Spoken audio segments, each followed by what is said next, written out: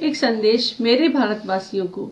मेरे प्यारे भारतवासियों, आज भारत उस दोराहे पर दिग्भ्रमित सा खड़ा हुआ है जिस दोराहे पर उसके सामने दो रास्ते हैं।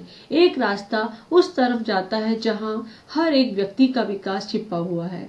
दूसरी तरफ का रास्ता अज्ञानताओं, बेबसियों, प्रजातंत्र का नाजायज फायदा एवं कुछ विशेष लोगों के निहित स्वार्थ के उद्देश्य की तरफ जाता है। भारत के वास्तविक विकास का मुख्य आधार विद्युत ऊर्जा है। हम विद्युत ऊर्जा शक्ति में जितने ज्यादा आत्मनिर्भर बनेंगे उतने ही ज्यादा यहाँ पर नए नए कल कारखाने विकसित होंगे, यातायात की व्यवस्था विकसित होगी, कृषि विकसित होगी, शिक्षा का स्तर विकसित होगा, संचार सेवाएं, स्वास्थ्य सेवाएं इत्यादि उन्नत से उन्नत रूप में होती चली जाएंगी। मैं जानती हूँ कि मेरे देश का हर एक वासी कर्मठ है, कार्य करने की लगन रखता है। उसमें वह सब कुछ है जिसके आधार पर वह अपने जीवन को बेहतर से बेहतर जी सकता है, लेकिन फिर भी वह एक अपंग इंसान की भांति बना हुआ है। उसका कारण है हमारे पास विद्युत ऊर्जा की कमी। हमारे देश में प्रति व्यक्ति 700 यूनिट प्रति वर्ष बिजली का उत्पादन होता है, जबकि जितने भी विकसित देश हैं उनमें यह उत्पादन 5000 से 15000 यूनिट का है। मैंने गहराई से अध्ययन किया है और यह जाना है कि जितना ज्यादा विद्युत का उत्पादन उतनी ही मजबूत देश की अर्थव्यवस्था एवं देश का विकास। आज भारत में विभिन्न स्रोतों से बिजली का उत्पादन होता है एवं सभी स्रोतों की अपनी अपनी महत्वता व सीमाएं हैं। बहुत अध्ययन के बाद मैंने यह भी जाना है कि सिर्फ कोयला, हाइड्रोकार्बन, सौर, वायु इत्यादि के आधार पर हम विकसित राष्ट्रों के स्तर तक की बिजली के उत्पादन तक कदापि नहीं पहुंच सकते। ऐसे में हमें नाभिकीय स्रोत का उपयोग करना जरूरी हो गया है। मैंने मेरे अध्ययन में यह भी जाना है कि इस नाभिकीय स्रोत का जितने भी विकसित देश हैं वो इसका शीर्षतम उपभोग कर रहे हैं। आज जिन्हें हम विकसित देश कहते हैं और इन देशों में हम अपने बच्चों को पढ़ने, नौकरी करने या रहने का सपना देखते हैं, ये देश नाभिकीय विद्युत स्रोत से उत्पादित बिजली के कारण ही आज इतने विकसित हैं। यदि फ्रांस, जापान, अमेरिका, लिंगुआनिया इत्यादि देशों से नाभिकीय स्रोत का योगदान हटा दिया जाए तो ये देश गरीब देशों की श्रेणी में आ जाएंगे। तब कौन वहां अपने बच्चों को भेजना पसंद करेगा? और क्यों नहीं ये देश विकसित होने का अधिकार रखे, जबकि 14,500 रिएक्टर वर्ष पूरे होने पर भी वहां की आम पब्लिक में से एक भी व्यक्ति के हताहत होने की रिपोर्ट नहीं है।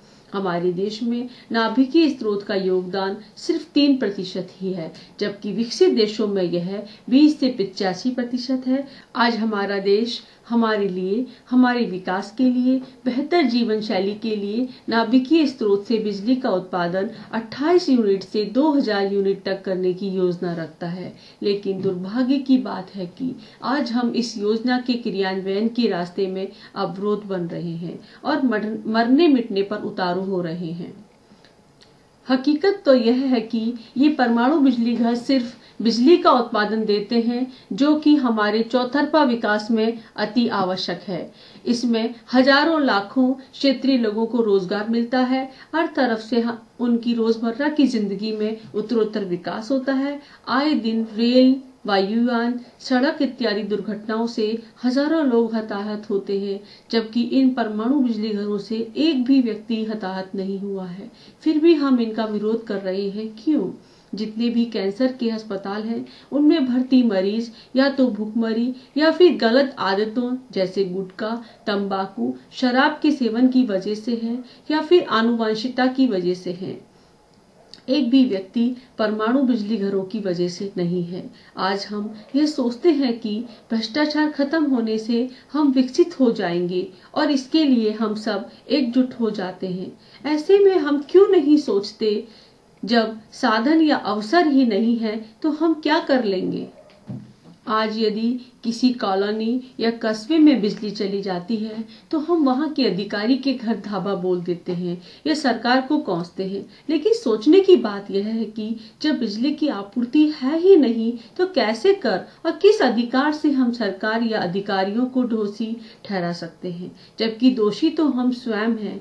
कि हम बिजली के इन उद्योगों को न लगने देने का विरोध कर रहे हैं। जापान देश पूरा का पूरा भूकंप व सुनामी पर बसा हुआ होते हुए भी आज यदि विकसित है तो सिर्फ परमाणु बिजली की वजह से। भारत में नाभिकीय स्रोत की प्रचुरता होते हुए भी और यह जानते हुए भी कि इस स्रोत से हम लंबे समय तक बिजली का उत्पादन कर सकते हैं और यह सबसे साफ स्वच्छ स्रोत है, इसके बावजूद हम इसको पसंद नहीं करते हैं। क्यों? एक तरफ हम विकास की बात करते हैं और दूसरी तरफ उस रास्ते में अवरोध बन रहे हैं। आखिर क्यों?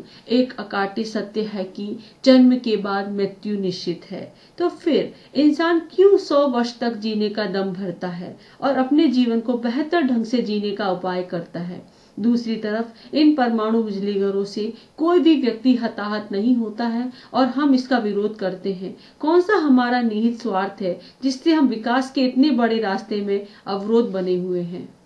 तस्वीर का एक रुख यह भी है कि यदि आज से ही भारत का हर एक देशवासी सरकार को इस विद्युत उत्पादन योजना में एकमत होकर अपना नैतिक समर्थन देता है तो आने वाला कल का भारत हरा भरा पूर्ण विकसित रूप में होगा। हमारा यह देश तब किसी स्विट्जरलैंड से कम नहीं होगा। आने वाली पीढ़ियां आपके गुणगान करेंगी कि हमारे पूर्वजों ने वास्तविकता के रास्ते पर चलकर उनके जीवन को बेहतर ढंग से जीने का रास्ता दिया। आज आप सभी से मेरी विनती है कि अपने जेहन से पूर्वाग्रह को निकाल फेंकिए, वास्तविकता को अपनाइए, डेमोक्रेसी को अपने विकास का आधार बनने दीजिए, न कि इन्हें अपने विनाश का आधार बनाएं। माता पिता यदि बच्चे को अनुशासन में न रखकर उसे मन माने ढंग से चलने दें तो वह बच्चा कहाँ पहुँचेगा, आप इसका अंदाजा लगा सकते हैं। इसके विपरीत यदि माता पिता अपने बच्चे को अनुशासन में रखकर उसे सही दिशा में बढ़ाएं तो बच्चा आगे अपने जीवन को तो खुशहाल बनाएगा ही, साथ ही पूरे देश के विकास में एक सफल नागरिक साबित होगा। ऐसा ही आज का वातावरण ही संबंधित क्षेत्र के वासी अपने मन माने ढंग के आधार पर जीना चाहते हैं और अपने विकास का विरोध करते हैं। प्रजातंत्र की वजह से सरकार सख्ती का प्रयोग नहीं कर सकती है। ऐसे में क्या होगा?